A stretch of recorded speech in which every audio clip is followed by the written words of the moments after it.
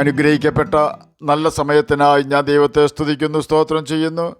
ദൈവവചനം ശ്രവിച്ചു കൊണ്ടിരിക്കുന്ന എല്ലാ ദൈവമക്കൾക്കും വീണ്ടും വരാമെന്ന് അരുളി ചെയ്തവനായ കർത്താവായ യേശു ക്രിസ്തുവിൻ്റെ ധന്യനാമത്തിൽ ഞാൻ എൻ്റെ സ്നേഹവന്ദനം അറിയിക്കുന്നു. ഇന്നത്തെ അല്പസമയത്തെ ചിന്തയ്ക്കായി പുറപ്പാട് പുസ്തകം 12-ാം അധ്യായം 13-ാം വാക്യം നമുക്ക് വായിക്കാം.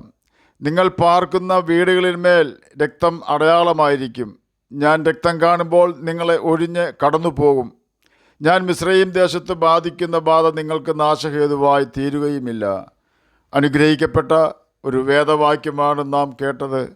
9 ബാധ അയച്ചിട്ടും ഹൃദയം കഠിനമാക്കി തൻ്റെ ജനത്തെ വിട്ടയക്കാതിരുന്ന ഫറവോന് ദൈവത്തിൻ്റെ ശക്തി വെളിപ്പെടുത്തേണ്ടതിനായി 10-ാം ബാധയായ കടിഞ്ഞൂൽ സംഹാരം നടത്തുമെന്ന് യഹോവ മോശെ മുഖാന്തരം ഫറവോനോട് കൽപ്പിച്ചു. ഫറവോൻ്റെ ഹൃദയം കഠിനമായി തന്നെ ഇരുന്നു. എന്നാൽ മിസ്രയീം ദേശത്തെങ്ങും യഹോവ കടിഞ്ഞൂൽ സംഹാരം നടത്തുമ്പോൾ തൻ്റെ ജനമായ ഇസ്രായേൽ മക്കൾക്കത് നാശഹേതുവായി ഭവിക്കാതിരിപ്പാൻ ദൈവം മോശയോട് പെസഹ ആചരിക്കണമെന്ന് കൽപ്പിച്ചിരുന്നു. പെസഹ ആചരിക്കുന്നതിന് ചില വ്യവസ്ഥകൾ വെച്ചിരുന്നു. പുറപ്പാട് പുസ്തകം 12-ാം അധ്യായം 1 മുതൽ 13 വരെയുള്ള വാക്യങ്ങളിൽ ഇപ്രകാരം രേഖപ്പെടുത്തിയിരിക്കുന്നു. ഇസ്രായേൽ സഭയുടെ കൂട്ടമെല്ലാം സന്ധ്യാസമയത്ത് ഊനമില്ലാത്ത ഒരു ആട്ടിൻകുട്ടിയെ അറുക്കണം. അതിന് രക്തം കുറേ എടുത്ത് തങ്ങൾ തിന്നുന്ന വീടുകളുടെ വാതിലിൻ്റെ കട്ടളക്കാൽ 2-ന്മേലും കുറുമുടിമേലും പുരട്ടണം.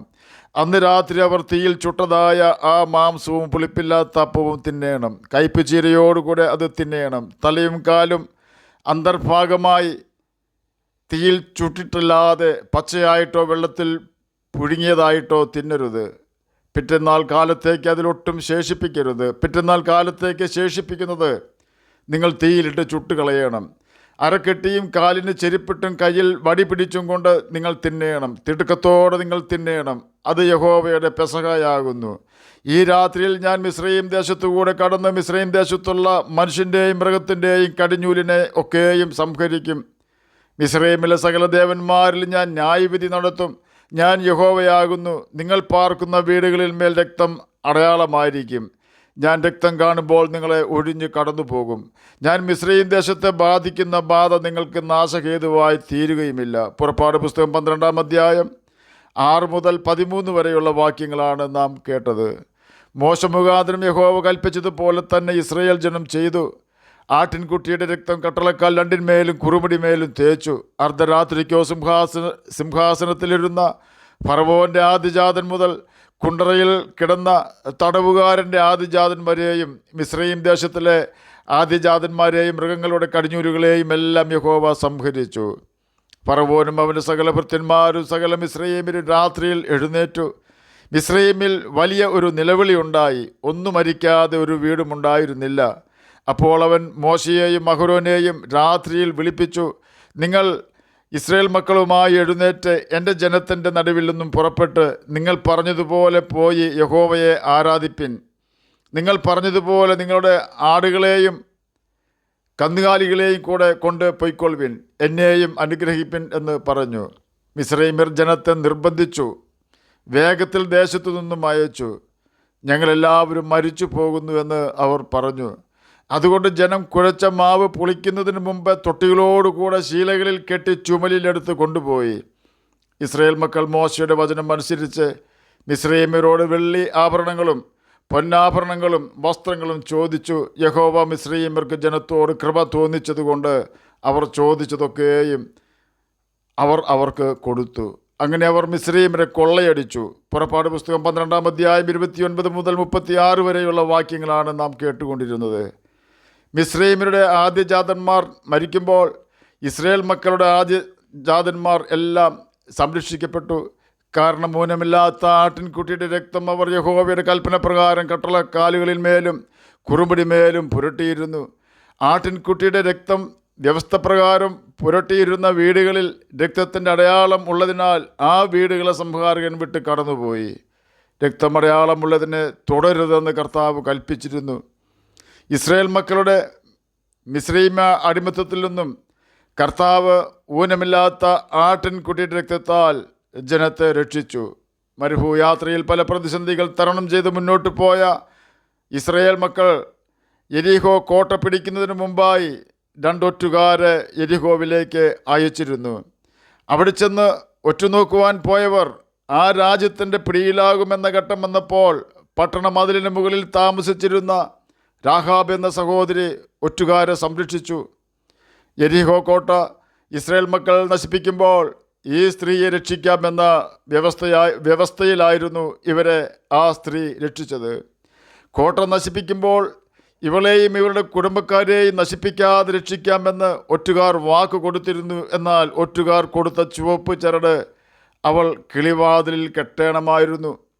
ഇസ്രായേൽ ജനം യെരിഹോ കോട്ട തകർത്ത് പട്ടണം പിടിച്ചപ്പോൾ രാഹാബ് തൻ്റെ കിളിവാതിലിൽ ചുവപ്പ് ചരട് കെട്ടിയിരുന്നതിനാൽ യഹോവയുടെ ന്യായവിധിയിൽ നിന്നും രക്ഷപ്പെട്ട് യെരിഹോ നിവാസികളോടുകൂടെ നശിക്കാതിരുന്നു. അവൾ മാത്രമല്ല, അവളുടെ ഭവനത്തിൽ അഭയം പ്രാപിച്ച എല്ലാവരെയും യഹോവ രക്ഷിച്ചു. രാഹാബിനും കുടുംബത്തിനും ന്യായവിധിയിൽ നിന്നും രക്ഷയായത് ഒറ്റുകാരുടെ വാക്ക് കേട്ട് രാഹാബ് കിളിവാതിലിൽ കെട്ടിയ ചുവപ്പ് ചരടായിരുന്നു. യോശുവയുടെ പുസ്തകം 2-ാം അധ്യായത്തിൽ ഇതിനെക്കുറിച്ച് വ്യക്തമാക്കിയിട്ടുണ്ട്. ഒന്നാമത്തെ വിഭാഗമായ ഇസ്രായേൽ മക്കൾ സംഹാരകരിൽ നിന്നും രക്ഷപ്പെട്ട് മിസ്രയീമ്യ അടിമത്തത്തിൽ നിന്നും മോചിതരായത് ഊനമില്ലാത്ത ആട്ടിൻകുട്ടിയുടെ രക്തം അടയാളമായി വീടിൻ്റെ കട്ടളക്കാൽ രണ്ടിന്മേലും കുറുമ്പടിമേലും പുരട്ടിയതിനാൽ ആണെങ്കിൽ രാഹാബ് എന്ന സഹോദരി ന്യായവിധിയിൽ നിന്നും രക്ഷപ്പെട്ടത് ഒറ്റുകാരെ രക്ഷിച്ച് കിളിവാതിലിൽ ചുവപ്പ് ചരട് കെട്ടിയതിനാലാണ്. ആട്ടിൻകുട്ടിയുടെ രക്തത്തിൻ്റെ അടയാളവും ചുവപ്പ് ചരടും ഒരു വലിയ കൂട്ടം ജനത്തെ രക്ഷിച്ചത് ചെയ്യുവാൻ കർത്താവും ഒറ്റുകാരും പറഞ്ഞ കാര്യം അതുപോലെ തന്നെ അനുസരിച്ചതിനാലാണ്. ആകയാൽ അനുസരണത്തിന് ദൈവം വലിയ മാന്യത കൽപ്പിക്കുന്നുണ്ടെന്ന് നാം മനസ്സിലാക്കി നമ്മുടെ കർത്താവിനെ അനുസരിക്കുന്നതിൽ നമുക്ക് ഉത്സാഹം കാണിക്കാം. പുതിയ നിയമസഭയായി നമുക്ക് സാത്താൻ്റെ അധികാരത്തിൽ നിന്നും സാത്താൻ്റെ ബന്ധനത്തിൽ നിന്നും വിടുതൽ ലഭിച്ചത് യേശു ക്രിസ്തുവിൻ്റെ നിർമ്മലമായ രക്തത്താലാണ്. യേശുവിൻ്റെ രക്തത്തിൻ്റെ പ്രത്യേകത അത് ഹാബേലിൻ്റെ രക്തത്തെക്കാൾ ഗുണകരമായി സംസാരിക്കുന്നു എന്നതാണ്. യേശുവിൻ്റെ രക്തം നമ്മുടെ സകല പാപവും പോക്കി നമ്മെ ശുദ്ധീകരിക്കുന്നതാണ്. മിസ്രയീമിൽ നിന്നും ഇസ്രായേൽ മക്കളെ വീണ്ടെടുക്കുവാനായി അർക്കപ്പെട്ട കുഞ്ഞാടിൻ്റെ രക്തത്തിന് ഒരു ശക്തിയുമില്ലായിരുന്നു. സംഹാരകനെ ദൈവ ജനത്തിൻ്റെ ഭവനം കണ്ട് ഒഴിഞ്ഞു പോകുവാനും തൻ്റെ ജനം തന്നെ അനുസരിക്കുമോ എന്ന് ടെസ്റ്റ് ചെയ്യുന്നതിനുമായിരുന്നു പെസഹ ആചരിക്കുവാനും രക്തം പുരട്ടുവാനും യഹോവ കൽപ്പിച്ചത്. എന്നാൽ യേശുവിൻ്റെ രക്തം അപ്രകാരമല്ല. ആ രക്തത്തിന് ശക്തിയുണ്ട്. ആ രക്തം വിശുദ്ധമാണ്. അനേകം പാപികളുടെ പാപത്തിന് മറുവിലയായി ചൊരിഞ്ഞ രക്തമാണത്. നാം ചെയ്യുന്ന പാപം ഏറ്റുപറഞ്ഞ് വീണ്ടും ഇനി പാപം ചെയ്യുകയില്ല എന്ന് ദൈവത്തിന് വാക്ക് കൊടുക്കുമെങ്കിൽ നാം നമ്മുടെ കണ്ണുകൊണ്ട് കാണുന്നില്ലെങ്കിലും യേശുവിൻ്റെ രക്തം നമ്മുടെ ഹൃദയത്തിൻ്റെ കാഠിന്യം മാറ്റുകയും നമ്മുടെ പാപം കഴുകിക്കളയുകയും നമ്മുടെ ഹൃദയത്തിൽ ദൈവം പാപക്ഷമ തന്നതിൻ്റെ ആശ്വാസം അനുഭവിക്കുവാൻ ഇടയാവുകയും ചെയ്യുന്നു. നമുക്ക് പാപമില്ല എന്ന് നാം പറയുന്നുവെങ്കിൽ നാം ക്രിസ്തുവിനെ അസത്യവാദിയാക്കുന്നുവെന്ന് ബൈബിളിൽ രേഖപ്പെടുത്തിയിരിക്കുന്നു. നാം യേശുവിൽ വിശ്വസിച്ച് അവൻ്റെ സ്വഭാവം പഠിച്ച് അവൻ്റെ സ്വഭാവം അനുസരിക്കേണ്ടത് അത്യാവശ്യമാണ്. ഇന്ന് അനേകർ യേശുവിൻ്റെ മക്കളാണെന്ന് പറയുകയും അവൻ്റെ സ്വഭാവം അനുസരിക്കാതിരിക്കുകയും ചെയ്യുന്നു. ദൈവസന്നിധിയിൽ അത് വലിയ പാപമാണെന്ന് നാം മനസ്സിലാക്കണം. ഒരുവൻ യേശുവിനെ അനുഗമിക്കണമെങ്കിൽ അവരുടെ പാപം ഉപേക്ഷിക്കണം. അങ്ങനെയുള്ള വ്യക്തികൾക്ക് യേശു തൻ്റെ രക്തം അടയാളമായി വയ്ക്കുന്നു. യേശുവിനെ അനുസരിക്കുന്നവർക്ക് പരിശുദ്ധാത്മാവിനാൽ മുദ്ര ലഭിക്കുന്നു. നാം പാപം ചെയ്യുമ്പോൾ രക്തത്തിൻ്റെ അടയാളവും പരിശുദ്ധാത്മാവിൻ്റെ മുദ്രയും നമ്മിൽ നിന്നും മാഞ്ഞു പോകുന്നു. അഥവാ പരിശുദ്ധാത്മാവ് കെട്ടുപോകുന്നു. അതായത് പരിശുദ്ധാത്മാവിൻ്റെ പ്രവൃത്തി നമ്മുടെ ഹൃദയത്തിൽ നടത്തുവാൻ കഴിയാത്ത വിധം സാത്താൻ നമ്മുടെ ഹൃദയത്തിൻ്റെ കൺട്രോൾ ഏറ്റെടുക്കുന്നു.